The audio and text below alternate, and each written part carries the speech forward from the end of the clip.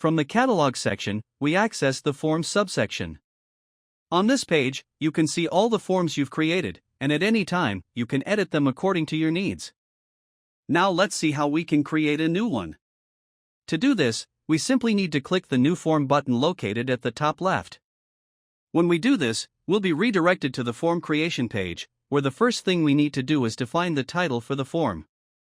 The form creation page is divided into two main parts. On the left side, we'll see a list of the questions we add, and on the right side is the editing area where we'll customize each one of them. As you can see, the first thing that appears is a selection of different question types, and we'll go through them one by one to explore the different options available. First, we have the multiple choice question. When you click on this option, the editing panel opens, and the question you're creating is added to the list on the left. For this question, you can edit several aspects. First, you can change the question title by simply clicking on it and typing in the desired text. Then, you can define the different answers that will appear as options for the user. Since this is a multiple choice question, the answers are closed, and you can add as many as you like. On the right-hand side, you'll find various settings to customize this question. One of the most important settings is whether the question is mandatory. This means that the user won't be able to move on until they've answered the question. Additionally, you can mark an option as correct. If you enable this setting, checkboxes will appear next to each option, and by clicking one, you'll designate it as the correct answer. If you want to allow users to select more than one answer, you just need to enable the multiple selection option, which also allows for multiple correct answers. Now let's add another question. To do this, click the Add button located above the list of questions. In this case, we'll choose a yes/no question. For this type of question, the only editable element is the title. As for the settings, they are the same as in the previous question, except for the multiple selection option, since there are only two possible answers, yes or no. Next, we have the text question option. This type of question is intended for the user to respond with free text. As with the previous types, the only editable field is the question title. The settings are similar to the previous ones, with the difference that, if you mark an answer as correct, the user must type the correct answer instead of selecting it. Let's move on to the quote option. This question type is a bit different, as it doesn't expect a user response. Instead, it's used to display some type of information. In this option, you can edit both the title and subtitle.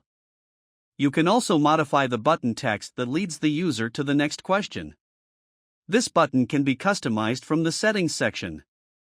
An interesting feature of this question type is that, in addition to allowing the user to proceed by clicking the button, you can set the question to automatically advance after a specified number of seconds, without user interaction. Next, we'll see the numeric question. This type is designed so that users can only respond with a number, without allowing any other input. In this question, only the title is editable, and the settings are similar to the ones in previous question types, namely, you can mark it as mandatory and define a correct answer. Now let's look at the range question. In this type, the user selects a value within a numeric range. You can edit the title and, in the settings, define the range by specifying a minimum and maximum value, as well as whether you want the range to display fractions, and the step value, how much the number increases or decreases with each step. Finally, we have the satisfaction question, which also allows you to edit the title. In the settings, you can customize how it will be displayed. You can choose the maximum value and whether the response options are shown as stars, faces, or numbers.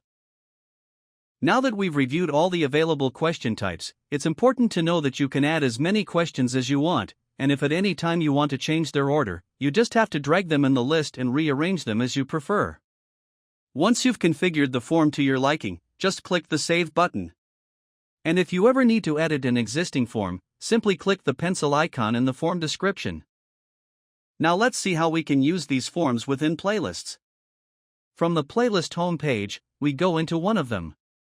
Once inside the details of the playlist we need to choose the content we want to apply the form to. Once in the content details, go to the right-hand editing column and click the Forms button. Here, we'll see two sections, Curator Form and Explorer Form. This means that for the same content, we can assign two different forms that will be viewed and completed by different users at the same time. To select which form will be displayed, just click the drop-down menu and all the forms created by your organization will appear. You only need to select the one you want. Once everything is configured, don't forget to click Save. Lastly, let's see how to view the data collected from these forms. To do this, go to the Programs page and access the program that contains the playlist with the form you're interested in. On the Program Detail page, click the Data button. Here, you'll see all the collected data. The page is divided into two sections. On the left column, you'll see which playlists had forms, and you can choose whether you want to view data from all playlists on the right, or only from a specific one. You can also see which users answered the forms.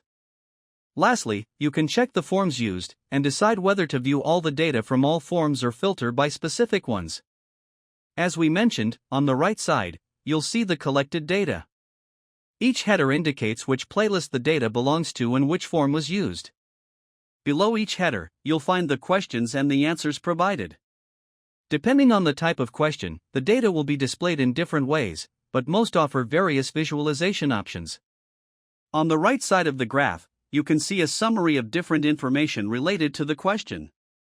With this video, we've reviewed how to create a form, add it to a playlist, and then view the collected data.